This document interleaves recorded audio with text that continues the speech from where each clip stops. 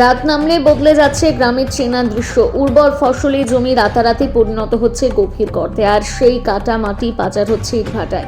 অভিযোগের কেন্দ্রবিন্দুতে কুশমন্ডি ব্লকের 2 নম্বর করঞ্চি অঞ্চলের বালাসপুর এলাকা। স্থানীয়দের দাবি, এখানে দীর্ঘদিন ধরে সক্রিয় রয়েছে মাটি মাফিয়াদের একটি চক্র। স্থানীয় সূত্রে জানা গিয়েছে, গত কয়েকদিন ধরে বালাসপুর ও সংলগ্ন এলাকায় রাতের অন্ধকারে জেসিবি মেশিন নামিয়ে নির্বিচারে কাটা হচ্ছে কৃষি জমির মাটি।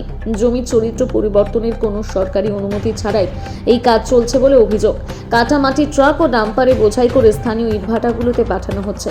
ফলে একদিকে যেমন নষ্ট হচ্ছে উর্বর কৃষি জমি, অন্যদিকে সরকারের বিপুল পরিমাণ রাজস্ব ক্ষতির আশঙ্কা তৈরি হয়েছে। এতেই শেষ নয়, ভারী ডাম্পারের অবিরাম যাতায়াতে কার্যত ভেঙে পড়েছে গ্রামের প্রধান রাস্তা।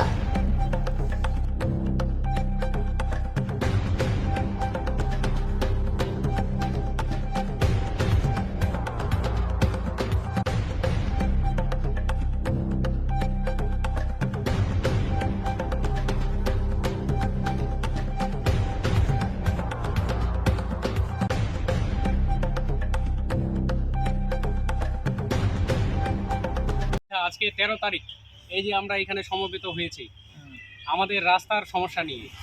নিত্যদিন আমরা দুর্ভোগে ভুগছি।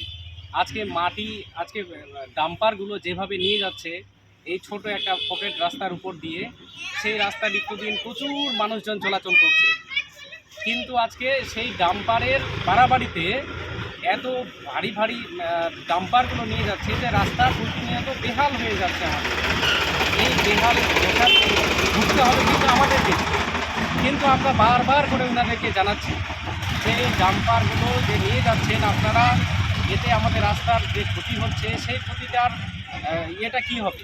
তো সেই জন্য ওনাদের কাছে আমরা বারবার আবেদন জানা সত্ত্বেও ওনারা কিন্তু শুনছেন না। প্রতিনিয়ত কিন্তু ডাম্পার সেভাবে সারা রাত তারা মাটি বয়ে নিয়ে যাচ্ছে, কিন্তু কোনো বাধাই শুনছেন না। তো যার ফলে আমরা কিন্তু এই প্রতিবাদটা জানাচ্ছি, যদি এই রাস্তাটা এইভাবে চলতে থাকে, এই যে গত 2 মাস ধরে তারা ডাম্পার এইভাবে নিয়ে যাচ্ছে, হ্যাঁ, বেআইনিভাবে যেভাবে নিয়ে যাচ্ছে, তাতে কিন্তু জনসাধারণ তো আজকে হয়রানি হয়ে ভীত সন্ত্রস্ত, মানে এই দিক দিয়ে চলাচলই করা যাচ্ছে না। যে কোনো মুহূর্তে এই যে টোটো, সাইকেল, মোটরসাইকেল আরোহী যারা রয়েছে তারা যে চলাচল করছে, তাদের এত ভয় হয়ে যাচ্ছে। একটা ডাম্পারে তো অনেক বেশি চওড়া, আর মালও নিয়ে যাচ্ছে প্রচুর, মাটিও নিয়ে যাচ্ছে প্রচুর।